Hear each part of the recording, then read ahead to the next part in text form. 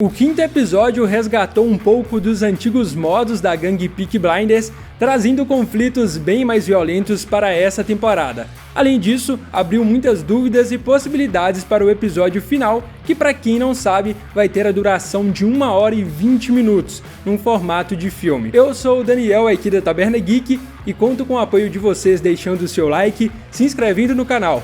Vamos lá para a análise do quinto episódio da sexta temporada. Just one of you.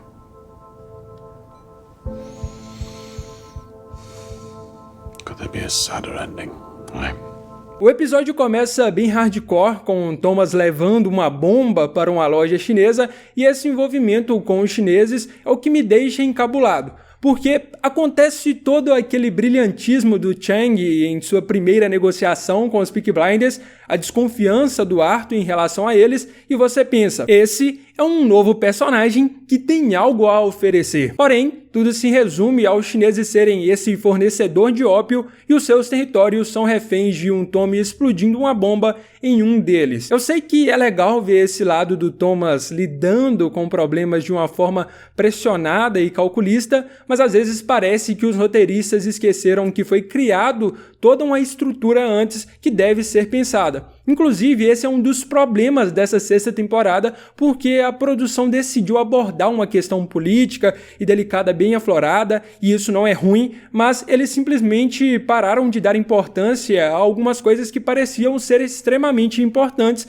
na temporada passada. Mas enfim, o segundo ponto da trama é o Tommy apresentando seu filho à família, Duke Shelby, que inclusive já demonstrou ter uma personalidade mais forte do que a do Finn. O Finn que aparece nesse episódio sendo o Finn e fazendo o que mais sabe fazer, nada de relevante. E eu não sei por que as pessoas esperam tanto desse personagem, já que ele é utilizado para mostrar que nem todos os Shelbys nascem com qualidades especiais. Isso tem em toda a família, sempre tem os que se destacam e os que só são parasitas. Voltando a falar do Duke, apesar da introdução desse personagem ser um tanto confusa e apressada, muitas vezes julgada por parecer sem sentido, eu vejo da seguinte forma. O filme terá como base a Segunda Guerra Mundial, mas sob a visão dos Peaky Blinders envolvidos na treta. A série atualmente está no ano de 1933 e sabemos que a Segunda Guerra se inicia no fim de 1939, ou seja, 6 anos após o ano da série. Como Charlie ainda é criança, com seus 10, 12 anos, até lá ele ainda vai ser bem jovem. Por isso, a introdução de um filho mais velho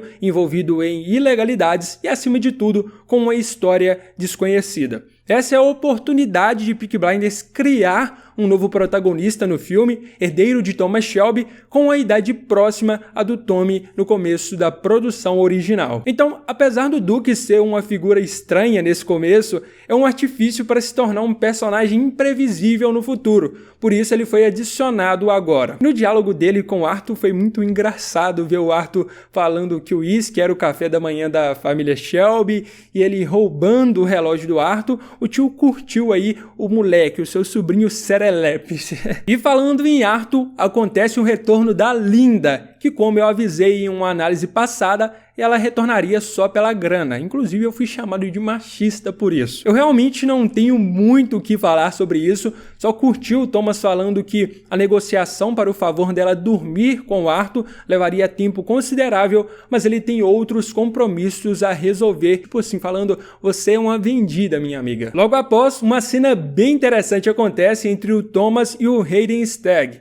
É um novo personagem que com certeza vai ter uma função importante nesse fim da série ou no filme, pois o Stephen Graham, que o interpreta, é um ator de muito renome na indústria britânica. Inclusive, o Steven Knight adora trabalhar com ele e o Tom Hardy. Ele já ganha algumas funções nesse episódio, porém parece ser um cara muito ambicioso e que não vai parar por aí. A melhor cena é claramente ele questionando o Tommy, insinuando que essas gratificações que ele busca de obrigado e desculpas é para massagear o ego dele. Quando o Thomas retira a arma e guarda, explicando por que ele continuou por esses anos, é uma representação de que ele não estava e está no jogo apenas pela riqueza, mas exclusivamente pelo poder e liberdade de decisão. A cena faz o personagem deixar bem claro que ele poderia matar o Stagg bem ali, mas ele tem o poder, de escolher deixá-lo vivo ou não.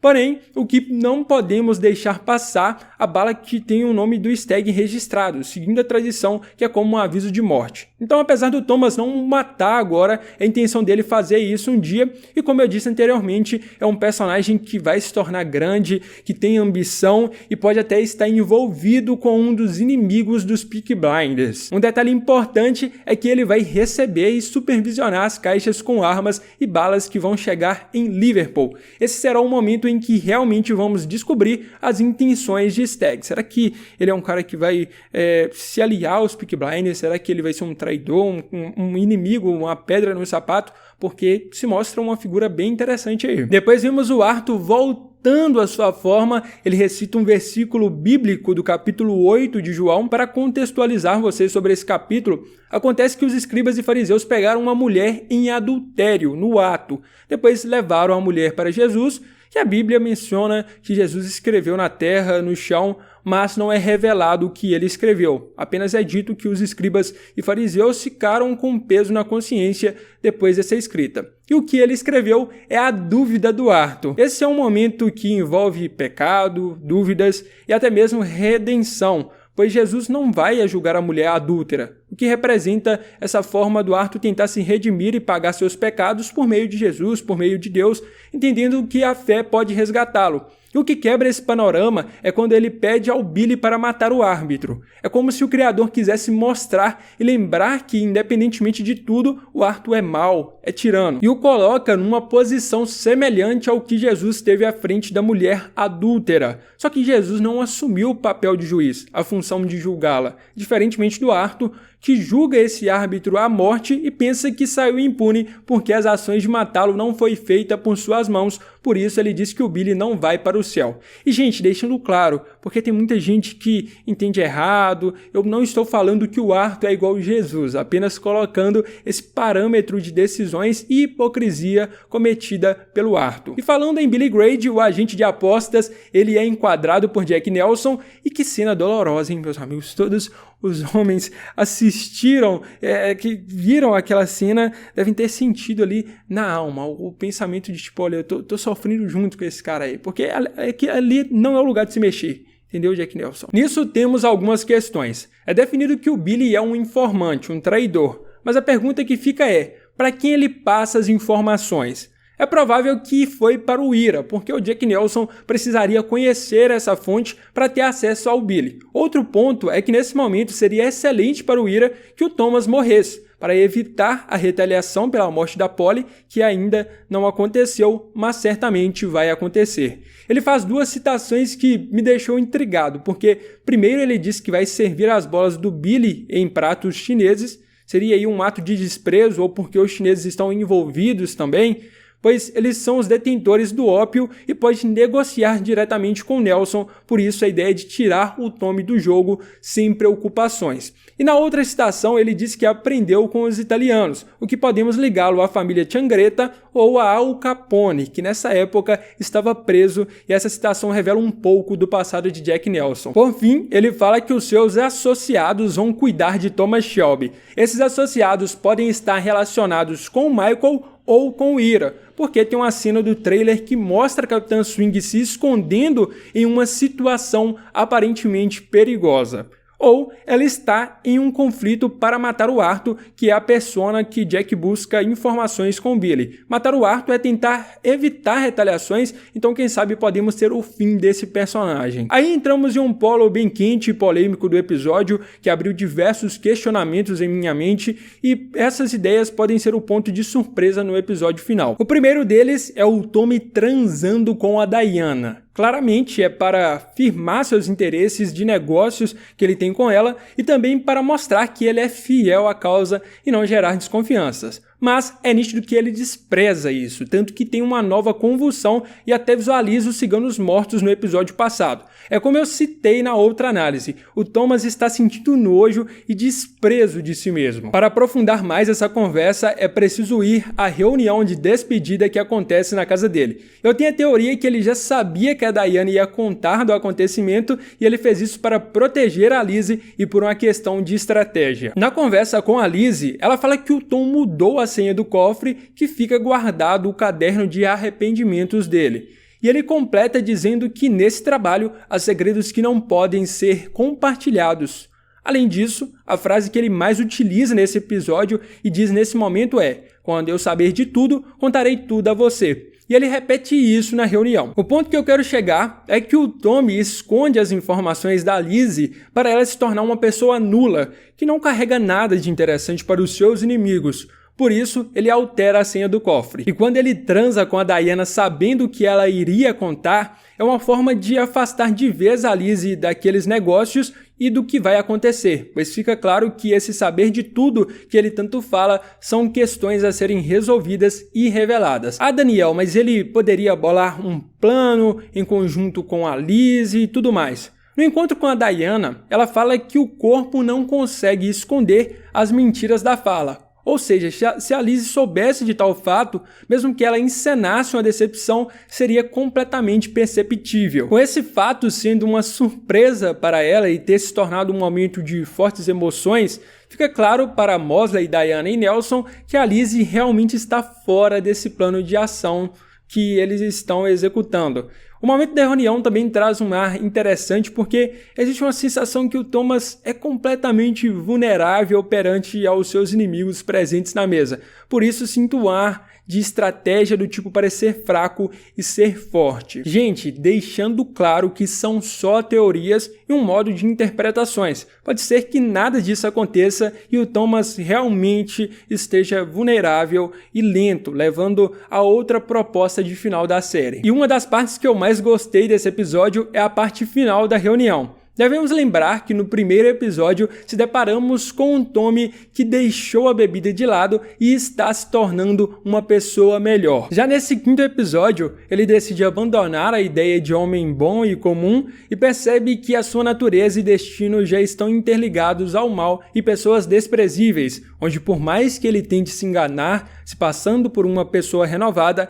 ele se senta na mesma mesa deles. É como relata a frase: "Diga-me com quem tu andas e eu direi quem tu és." E o principal símbolo dessa quebra de bondade é o seu retorno ao whisky. O mesmo fator utilizado para criar o parâmetro de bom homem quando ele está sem, retorna para representar que o Thomas do passado, pronto para colocar suas ambições acima de tudo, está de volta. Como ele mesmo cita, o whisky fala, te deixa eloquente, e no caso do Tom, o leva à violência e o torna um ser fatal. Talvez seja esse o seu aviso aos seus inimigos enquanto bebe. Outro momento bem quente e que deixa questões nesse episódio é o sonho de Michael e sua decisão. Esse sonho que mostra uma cena deletada da temporada passada, cena que já havia exibido aqui no canal, porém ela foi encurtada, já que na cena original a Polly revela que é o Michael que morre nesse conflito. Como foi cortada essa parte, devemos considerar que não é canônico esse trecho em específico. Eu tive duas interpretações dessas cenas do sonho.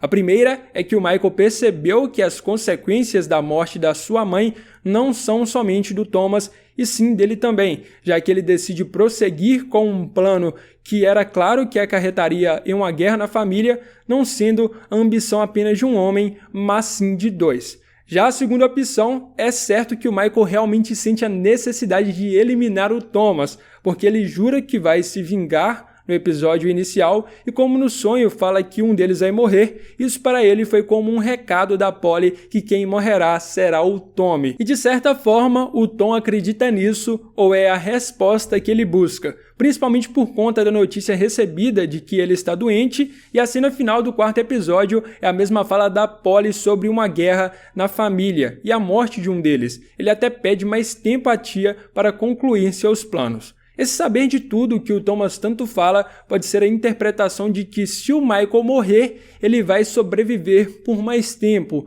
mesmo estando doente. E um detalhe legal e até engraçado é que um padre vai perguntar ao Michael se ele vai matar o Tommy. Coincidentemente, a primeira pessoa que o Michael e o Jack Nelson matou é um padre. O certo é que vai ter conflitos no episódio final. Fotos e vídeos vazados dos bastidores já haviam mostrado uma troca de tiro em um lugar semelhante ao cenário americano, mas nada confirma que o Michael vai matar o Thomas ou vice-versa. O certo é que um dos dois deve morrer por causa dessa guerra familiar, porém pode ser nas mãos de outra pessoa. Lembrando, o episódio 6 terá mais de 1 hora de duração e promete levar os personagens ao extremo. And yes, when I'm released, it is my intention to kill Tommy Shelby.